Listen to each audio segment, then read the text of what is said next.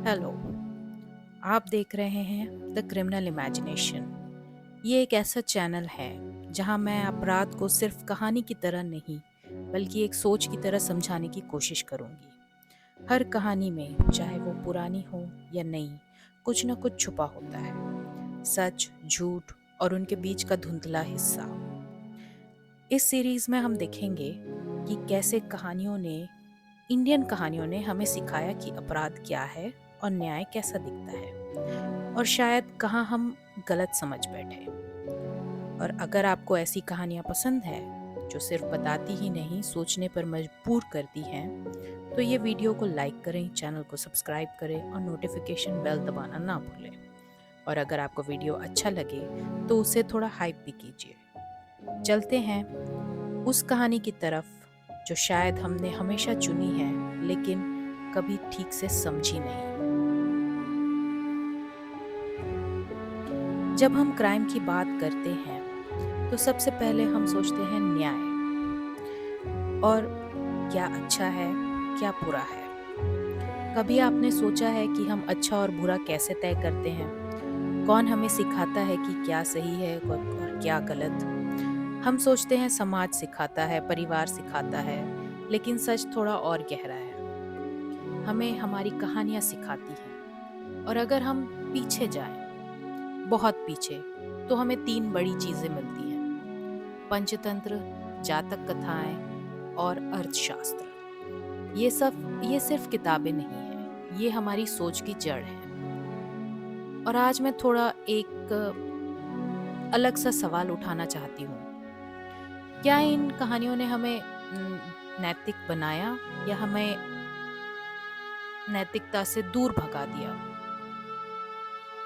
हम मानते हैं कि ये ग्रंथ हमें सही गलत सिखाते हैं, लेकिन मैं चाहती हूँ कि आप इसे थोड़ा ध्यान से देखें। और अगर आप देखोगे तो आपको ये सही कम और कामयाब कैसे बने ज़्यादा सिखाते हैं। स्ट्रैटेजी, नैतिकता नहीं, survival strategy, manipulation, even gaslighting. पर उसके बारे में हम इस सीरीज में आगे देखेंगे। सबसे पहले स्टार्ट करते हैं पंचतंत्र से। पंचतंत्र की कहानी हम लोग बचपन से सुने हैं, लेकिन जरा ध्यान से देखो, इसमें जीतता कौन है? अच्छा आदमी या चालाक आदमी? एक कहानी का एग्जाम्पल लेते हैं, बंदर और मगरमच्छ। मगरमच्छ धोखा देता है, वो अपने दोस्त को मारने की कोशिश करता है। ये गलत है, बिल्कुल गलत है। लेकिन कहानी का फोकस क्या है? क्या हमको ये बताया जाता है कि मगरमच्छ गलत है? नहीं, हमें यह बताया जाता है कि बंदर ज्यादा चालाक था इसलिए बच गया। मतलब इसका क्या हुआ? अगर हम स्मार्ट हैं तो हम बच जाएंगे, चाहे सामने वाला कितना भी गलत हो, या सामने वाला भले ही अपने पेट को पालने के लिए हमारा शिकार कर रहा हो। अब बात करते हैं नीला सियार की। सियार झूठ बोलता है, खुद को राजा बता देता है। ये भी साफ साफ गलत है। लेकिन कहानी का असली सबक क्या है? कि अगर तुम झूठ बोल रहे हो तो ध्यान रखना, पकड़े मत जाओ। क्योंकि सियार तब गिरता है जब वह अपनी असली आवाज निकाल देता है। मतलब समस्या झूठ नहीं है यहाँ पे, समस्या यहाँ पे झूठ का पकड़ा जाना है। और इस तरह के आइडिया से एक अजीब सी नैतिकता बनती है, और वो ये है कि गलत काम मत करो, या मुझे लगता है गलत काम करो लेकिन पकड़े मत जाओ। पंचतंत्र हमें बार बार ये बताता है कि दुनिया खतरनाक है, लोग भरोसे के लायक नहीं है, और अगर तुम भोले भाले हो तो तुम हार जाओगे। इसलिए क्यों भोले भाले बनो? क्या बनो? चालाक। लेकिन यहाँ एक खतरा है। जब नैतिकता की जगह चालाकी ले लेती है तो सही और गलत के बीच की रेखा धुंधली हो जाती है। There is no justice left there. अब जातक कथाओं की बात करते हैं। यहाँ कहानी बदलती है। यहाँ कहा जाता है लालच मत करो, गुस्सा मत करो, शांत रहो। सुनने में बहुत अच्छा लगता है, लेकिन यहाँ भी एक प्रॉब्लम है। इन कहानियों में अक्सर अच्छा इंसान क्या करता है? वो सहन करता है। उसे कोई धोखा देता है, वो सहन करता है। उसे कोई चोट पहुंचाता है, वो सहन करता है। क्यों? क्योंकि उसको सिखाया गया है कि धैर्य रखो, फल मिलेगा। लेकिन कब? कब फल मिलेगा? कभी बाद में, कभी अगले जन्म में। और अब देखो, अगर समाज में बार बार यही सिखाया गया कि अभी मत लड़ो, बाद में न्याय मिलेगा, बाद में जस्टिस होगा, तो क्या होगा? लोग अन्याय को सहना शुरू कर देंगे, जो कि हो रहा है। और जो कि कैसे हो रहा है वो हम इस सीरीज में और आगे देखेंगे। जातक कथाएं हमें अंदर देखने को बोलती हैं, ये भी अच्छी बात है, लेकिन साथ में वो ये भी बताती है कि सिस्टम से सवाल मत करो, क्योंकि न्याय, जस्टिस कहीं ना कहीं हो ही जाएगा। इससे क्या होता है? इससे एक ऐसी सोच बनती है कि जहां लोग गलत के खिलाफ खड़े होने के बजाय उसे सहते रहते हैं, वो अल्टीमेटली कामयाब हो ही जाते हैं। अब तीसरी चीज, अर्थशास्त्र। अब ये पूरी तरह से एक अलग है। ये इसमें कोई जस्टिस नहीं है, इसमें कोई क्लीन प्रिंसिपल्स, आइडियोलॉजी नहीं है। यहाँ पे साफ बोला गया है कि लोग गलत करेंगे, इसलिए उन्हें कंट्रोल करो। कैसे? निगरानी से, जासूसों से, डर से। यहाँ पहली बार हमें दिखता है विश्वास मत करो, शक करो। राजा अपने ही लोगों पे भरोसा नहीं करता, वह उन्हें देखता रहता है। अब सोचो, अगर कोई समाज या कोई सोसाइटी या कोई कम्युनिटी की फाउंडेशन, नींव ही अगर शक पे रखी जाए तो क्या होगा? लोग एक दूसरे पर भरोसा नहीं करेंगे। अब मैं चाहती हूँ कि ये तीनों चीजों को आप एक साथ देखें। पंचतंत्र कह रहा है चालाक बनो, जातक कथाएं कह रही हैं सहन करो, और अर्थशास्त्र कह रहा है डरो और दूसरों को डराओ। ये एक बहुत ही कॉम्प्लेक्स कॉम्बिनेशन है, चालाकी, सहनशीलता और डर। और ये आज हमारी आइडियोलॉजी बन गई है, लिविंग में, प्रैक्टिस में, और इवन आसपास के माहौल से इंटरैक्ट करने में। क्यों आज हम बार बार बोलते हैं कि सिस्टम ऐसा ही है? बोलने में ये बहुत ऑर्डिनरी सा सेंटेंस लगता है, लेकिन इसके पीछे एक पूरी आइडियोलॉजी, एक पूरी सोच छुपी हुई है कि जब कोई रिश्वत लेता है हम कहते हैं चलता है, जब कोई लाइन तोड़ता है हम कहते हैं सब करते हैं, जब कोई गलत काम करके आता है हम बोलते हैं स्मार्ट है। अब आप सोचिए, हम ऐसा क्यों बोलते हैं? क्यों हमको इसको देखकर गुस्सा कम और समझौता ज्यादा आता है? क्योंकि कहीं ना कहीं बचपन से हम लोग ने यही सीखा है। हमने सीखा है कि सहना जरूरी है, चालाकी जरूरी है, और अगर आप सीधे साधे हैं तो लोग आपको बेवकूफ समझेंगे, और अगर आप नियम मानते हैं तो आप पीछे रह जाएंगे। तो क्या करना चाहिए? थोड़ा जुगाड़, थोड़ा शॉर्टकट, थोड़ा मैनेज। ये वही सोच है जो हमको बार बार पंचतंत्र में दिखती है, जहाँ जीतता वही है जो सबसे चालाक है, जो सबसे मैनिपुलेटिव है। हमने यह भी सीखा है कि सहन करना जरूरी है। कोई गलत कर रहा हो तो क्या करें? छोड़ो यार, हम क्यों पंगे में पड़े, अपना काम करो। ये बहुत ही कॉमन है। बस में कोई गलत बिहेव करता है तो लोग चुप रहते हैं। ऑफिस में किसी के साथ गलत हो रहा है तो लोग देखते रहते हैं। और आजकल राजनीति में अगर कुछ दिखता है तो लोग बहुत ही इंडिफरेंट होकर बोलते हैं कि कुछ नहीं बदलने वाला। ये सोच कहाँ से आती है? ये सोच यहीं से आती है, ये जातक कथाओं वाली सोच है। सहन करो, समय के साथ सब ठीक होगा। लेकिन सच क्या है? बहुत बार कुछ भी ठीक नहीं होता क्योंकि कोई खड़ा ही नहीं होता, और खड़ा होता है तो उसको एक बहुत ही बहुत ही क्रूशियल पॉइंट पे याद आता है, डर, सिस्टम से डर। कुछ मत बोलो, मुसीबत में पड़ जाओगे, नाम खराब हो जाएगा। ये डर बहुत गहरा है। अगर आप शिकायत करो तो आपको परेशान किया जाएगा, अगर आप सवाल पूछो तो शायद आपको चुप करा दिया जाएगा। तो लोग क्या कहते हैं? चुप रहते हैं।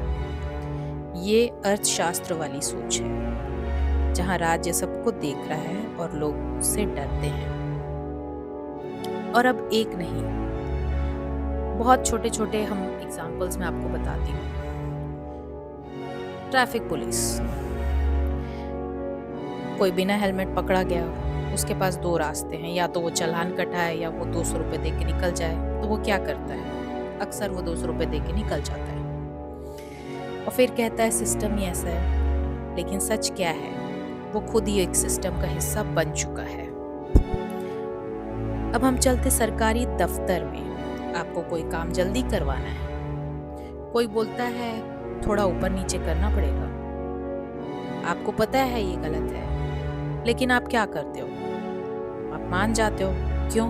क्योंकि आपने सीखा है, आपने बचपन से ये सीखा है, काम सही तरीके से नहीं, स्मार्ट तरीके से होता है। अब आते हैं हम पॉलिटिक्स में, राजनीति में। जब कोई करप्शन में पकड़ा जाता है तो लोग क्या कहते हैं? सब करते हैं। और ये सबसे डेंजरस, सबसे खतरनाक सेंटेंस है, क्योंकि इसमें गुस्सा नहीं है, इसमें एक्सेप्टेंस है। मतलब हमने मान लिया है कि अपराध, क्राइम आम बात है, एक नॉर्मलाइजेशन हो गया है। अब हम चलते हैं सोशल मीडिया में। आज कोई भी गलत जानकारी, कोई भी गलत इंफॉर्मेशन फैलाता है, फेक न्यूज, अफवाह, नफरत। लोग क्या बोलते हैं? या तो लोग शेयर करते हैं या तो लोग इग्नोर कर देते हैं। बहुत कम लोग रुककर सोचते हैं ये गलत है, इसको रोकना चाहिए। क्यों? क्योंकि हमने ये नहीं सीखा है कि गलत के खिलाफ खड़े होना भी जरूरी है, कि क्वेश्चन करना हमारा अधिकार है, कि हम क्वेश्चन करने की काबिलियत रखते हैं। और अब मैं चाहती हूँ कि आप ये सारी चीजें जोड़ कर देखें। हम चालाकी को गलत नहीं मानते, हम सहन करने को सही मानते हैं, और अब हम डर को कॉमन मानते हैं। और यही तीनों मिलकर हमारा आज का बिहेवियर, हमारा इंटरैक्शन करने का स्टाइल, हमारा दुनिया में ऑपरेट करने का व्यवहार तय करते हैं। तो इसका मतलब ये है कि पंचतंत्र, जातक, अर्थशास्त्र गलत है? हाँ, मेरे अनुसार से गलत है, क्योंकि हमने उनसे नैतिकता नहीं ली, हमने उनसे रणनीति ली, हमने उनसे जस्टिस नहीं सीखा है, हमने उससे बचना सीखा है। कैसे बचना है, कैसे निकलना है, कैसे अपने लिए रास्ता बनाना है। और धीरे धीरे हम लोग की ये आदत बन चुकी है। और हम इस आदत को गलत नहीं कहते, हम इस आदत को प्रैक्टिकल बोलते हैं। हम इसके लिए खड़े नहीं होते, हम कहते हैं कि यार दुनिया ऐसी ही है। और यही सबसे बड़ा असर है इसका। अपराध, क्राइम सिर्फ कानून और जस्टिस का इशू नहीं है, ये हमारे बिहेवियर का हिस्सा है, ये हमारे नॉर्मल लाइफस्टाइल का हिस्सा है, क्योंकि हमारी सोच बदल चुकी है। और जब सोच बदल जाती है तो सोसाइटी, कम्युनिटी सब बदल जाती है। प्रैक्टिकलिटी गलत नहीं है, लेकिन आज की डेट में प्रैक्टिकलिटी नैतिकता को, जस्टिस को, क्रिटिकल थिंकिंग को पीछे छोड़ चुकी है। और अब हम सही और गलत को नहीं, फायदे और नुकसान को देखना शुरू कर चुके हैं। और यहीं पर मैं चाहती हूँ कि आप एक बहुत ही गहरी बात पे ध्यान दें कि क्राइम वो नहीं है जो नियम तोड़ता है, जो गलत काम करता है। क्राइम वो भी है जो थिंकिंग को चेंज कर देता है, धीरे धीरे, चुपचाप, बिना किसी शोर के। और एक सोसाइटी में जब इस तरह की सोच नॉर्मलाइज हो जाए कि चालाक बनना अच्छा है, सहन करना अच्छा है और डर कर चुप रहना ही समझदारी है, तो फिर जस्टिस और क्राइम अलग अलग नहीं दिखेंगे। हर जगह क्राइम होगा लेकिन वो बहुत ही नॉर्मल लगेगा, और यही असली खतरा है। जब चोरी होती है तो हम पहचान लेते हैं, जब मर्डर होता है तो हम शॉक में चले जाते हैं, लेकिन जब हमारी सोच बदल जाती है तो हमको पता भी नहीं चलता। जब कोई किसी को रिश्वत देता है तो वो खुद को अपराधी नहीं मानता, वो कहता है मैं काम करवा रहा हूँ। जब कोई नियम तोड़ता है तो वो बोलता है कि सब करते हैं। जब कोई गलत देखकर चुप होता है तो हम बोलते हैं मुझे क्या करना, मुझे क्या लेना देना। यहाँ सब जगह क्राइम हो रहा है, लेकिन किसी को क्राइम जैसा लग नहीं रहा है, क्योंकि बचपन से स्टोरीज के थ्रू हमने अपने दिमाग में क्राइम की डेफिनेशन चेंज कर दी है। और ये ही सबसे बड़ा क्राइम है कि कोई एक घटना नहीं, कोई एक क्रिमिनल नहीं, बल्कि एक पूरी कम्युनिटी एज अ होल हमारी सोच बदल चुकी है। हमने चालाकी को स्मार्टनेस बोल दिया, हमने सहनशीलता को अच्छाई बोल दिया, और हमने डर कर सहन करने को प्रैक्टिकल होना बोल दिया। और फिर हम सोचने लगे कि हम बहुत ही नैतिक लोग हैं। हम नहीं हैं, क्योंकि अगर हम सच में नैतिक होते तो क्या हम इतना आसानी से सब चीज़ को एक्सेप्ट कर लेते? क्या हम इतना आसानी से कॉम्प्रोमाइज़, समझौता कर लेते? क्या हम इतनी आसानी से गलत चीज़ को देखते और बोलते कि हाँ चलता है? ये चलता है ही सबसे बड़ा क्राइम है। यहाँ पे हमारा धीरे धीरे